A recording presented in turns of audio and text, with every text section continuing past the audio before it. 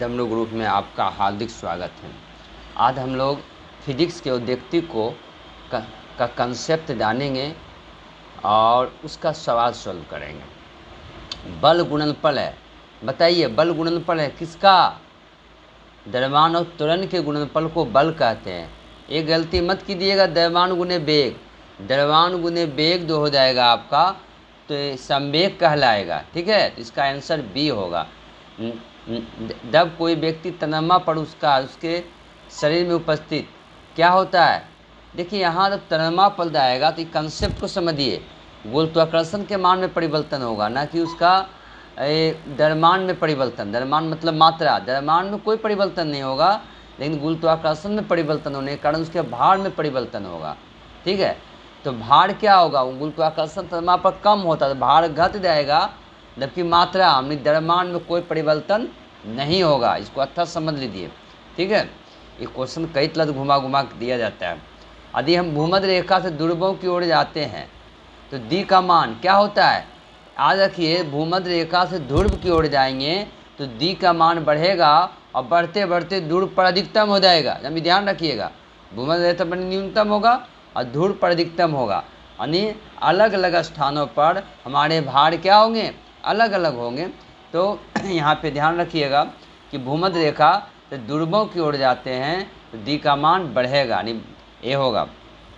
शरीर का वजन, वही क्वेश्चन है, पृथ्वी की सतह पर एक समान रहेगा? एकदम नहीं रहेगा, क्योंकि भूमध्य रेखा पर कम, ध्रुव पर अधिक, ध्रुव पर अधिकतम, एकदम सही है, यही है।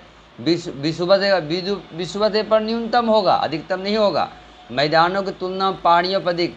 एक चीज याद रखिएगा, पहाड़ पृथ्वी की सतह से ऊपर जाइए या नीचे जाइए, गुरुत्वाकर्षण का मान घटेगा, एकदम ध्यान रखिएगा।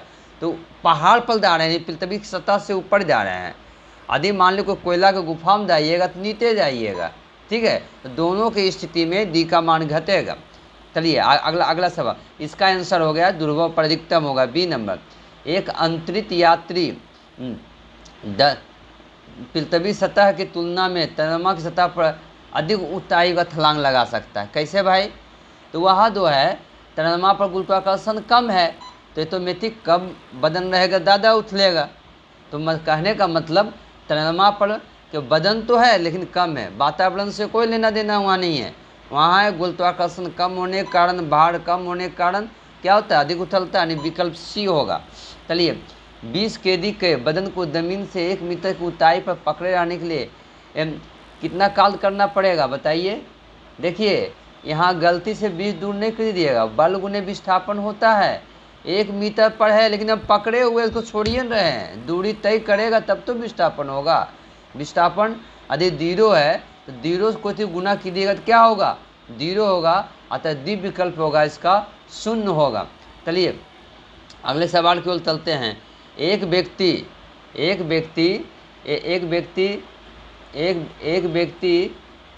दीवार को धक्का देता है पर उसे विस्थापित करने में सफल रहता है, तो वह करता है, बताइए वह कैसा काल करेगा? वो कोई काल नहीं करेगा, क्योंकि इसमें भी विस्थापन नहीं हुआ। बात समझ में आ रही है? जब विस्थापन हुआ ही नहीं तो काल कहाँ से हो पाएगा? ठीक है, अगला सवाल 59। पहाड़ी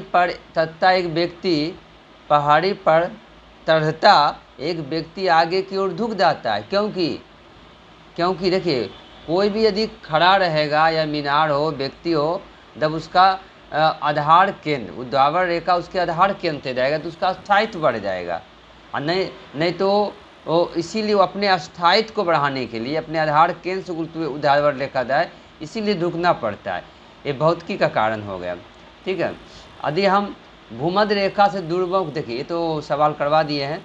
अगला सवाल है, चलिए 60, चलिए पीसा का ऐतिहासिक मीनार दुखी हुए, वही कारण जो बताएं, इसके गुरुत्व केंद्र से ऊर्ध्वाधर रेखा आधार रेखा होकर जाती है। ठीक है, इसे गुरुत्व केंद्र से होकर जाने में रेखा आधार रेखा को नहीं जाती है, इसीलिए अस्थायित्व है, इसीलिए गिरती नहीं है। ठीक है, 61 नंबर, दाड़े के रातों में तक अत्यंत तंद पड़ने पर पानी फंस जाती है, क्योंकि देखिए पानी दमेगा, और दमेगा तो आयतन बढ़ेगा, और आयतन बढ़ेगा उसको जगह कम रहेगा तो पाइप तो फट ही जाएगा। ठीक है, अगला सवाल है, पानी से बड़ी दौत लगी बोतल, बोतल दमने पर टूट जाएगी, क्यों? आयतन बढ़ेगा और उसको तो टूटेगा या डैमेज होगा, दो होगा, क्योंकि ज़्यादा जगह था, अब जगह कम दे रहे हैं। जल के आयतन में क्या परिवर्तन होगा? यदि 9 डिग्री से 3 डिग्री, बहुत दिनियस क्वेश्चन है। 9 से 3 जाएंगे तो बीच में तार आएगा कि नहीं आएगा, ये बताइए, हैं? तो तार आएगा तो क्या होगा? तार पर घनत्व ज़्यादा होता है, 9 से 3 तार हैं तो तार पर घनत्व ज़्यादा, तो वहाँ आयतन कम होगा। तो आप फिर जैसे तार से 3 जाएंगे क्या होगा? फिर आयतन बढ़ेगा, यानी पहले आयतन घटेगा फिर आयतन बढ़ेगा। आयतन और घनत्व में उल्टा संबंध है, घनत्व अधिकतम होगा तो आयतन कम होगा, ये तो मैट्रिक्स है। ठीक है, तो इसका आंसर सी होगा।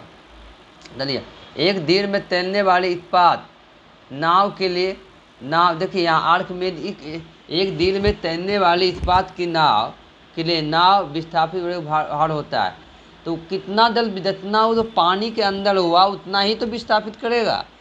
आर्किमेडिस का सिद्धांत आप लोग पढ़े होंगे, जब किसी वस्तु को कोई जल में डुबाया जाता है तो उसके भार में एक कमी होता है, दो भार उसके भार में यानी हटाए गए द्रव्य के बराबर, तो ही ना आर्किमेडिस का, आर्किमेडिस का सिद्धांत लगेगा। ठीक है, 65 में जाइए, यदि किसी कालीन की सफाई के लिए उसे पीटा जाए तो उसमें कौन सा नियम लागू होता है? देखिए बहुत ही खतरनाक है। आप समझिए, किसी कम्बल को दी पहना से पीटिएगा उसमें कौन सा नियम लगेगा? ये दर्द का केस है। दर्द 2 प्रकार का होता है, गति दर्द और एक होता है विराम दर्द।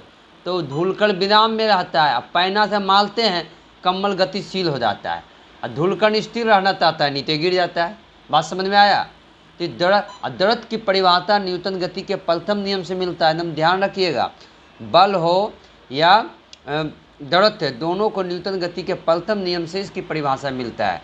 ठीक है, अगले सवाल की ओर चलते हैं। ट्रक पर चलने की अपेक्षा बर्फ पर चलना कठिन है। अरे बर्फ पर क्या, आपके घर में टाइल्स है, उस पर भी यदि सरफ देकर तो पोछा मार दीजिए भींगा हुआ तो कम, क्योंकि वहाँ घर्षण बल हमको कम मिलेगा तो हम चल बर्फ में सड़क के अपेक्षा घर्षण कम होता है, सही बात है, इसीलिए वहाँ दिक्कत होगा, यानी डी नंबर होगा। चलिए, रोड़ी युक्त सड़क पर तुलना बर्फ पर चलना कठिन होता है, यहाँ भी वही बात है। रोड़ी युक्त की तुलना में बर्फ पर चलना कठिन होता है, क्यों?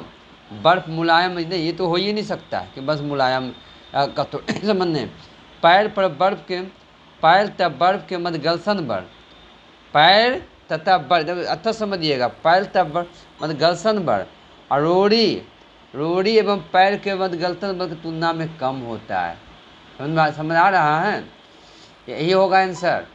पैर तथा बर्फ के मध्य घर्षण बल लगता है, ठीक है, वो इसके बाद दो रोड़ी एवं पैर के मध्य लगता है। 2 केस होगा, एक पैर होगा एक बर्फ होगा, और एक केस क्या होगा? रोड़ी होगा पैर होगा, तो रोड़ी उससे कम लगेगा। परिणाम क्या होगा? रोड़ी युक्त सड़क पर तुलना में बर्फ पर अधिक कम घर्षण लगेगा, तो हमको चलने में कठिन होगा, गिर जाएंगे, इसीलिए विकल्प डी होगा। लकड़ी के सिलेंडराकार पात्र को खींचने की जगह लुढ़काना, देखिए लोतनी गति और घर्षण होता है, उसका मान कम होता है, और जब कोई जो खींचिएगा उसका स्थिति का उसका ज़्यादा होगा। ठीक है, लुढ़कन अवस्था घर्षण बल पिछले अवस्था की अवस्था में बहुत कम होता है। ठीक, बी नंबर होगा इसका। खींचने का मतलब बैलेंस नहीं, बी होगा इसका अंतिम। चलिए अगला क्वेश्चन, ये कितना नंबर क्वेश्चन था जी? 69 में। चलिए 69 में चलिए। एक नदी में चलता हुआ जहाज समुद्र में आता है तो क्या होता है? देखिए नदी समुद्र में जो है ना खारा पानी होता है, खारा पानी होगा तो ऑटोमेटिक क्या होगा? और उसका घनत्व बढ़ जाएगा तो ऊपर उठ जाएगा। इसमें क्या रखिएगा? ऊपर उठ जाएगा। लोहे की कील पानी में क्यों तैरती है जबकि वह पानी में डूब जाती है? लोहे की कील पानी में क्यों तैरती है जबकि वह पानी में डूब जाती है? देखिए यहाँ घनत्व का खेला है। लोहा जो होता है पारा से उसका घनत्व कम होता है तो उसमें तैरेगा, जबकि लोहा पानी से ज़्यादा घनत्व होता है, उसमें क्या होगा?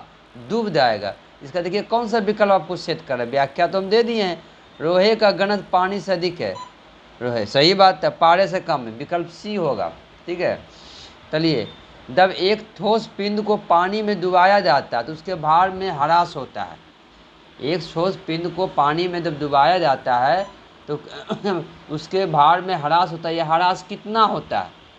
तो जितना पानी विस्थापित करेगा उतना ही न होगा। विस्थापित पानी के भार के बराबर, विस्थापित पानी भार से कम, विस्थापित पानी भार से अधिक, विस्थापित कौन होगा? भार के बराबर। जितना विस्थापित कीजिएगा उतना ही आर्किमिडीज का सिद्धांत लगेगा।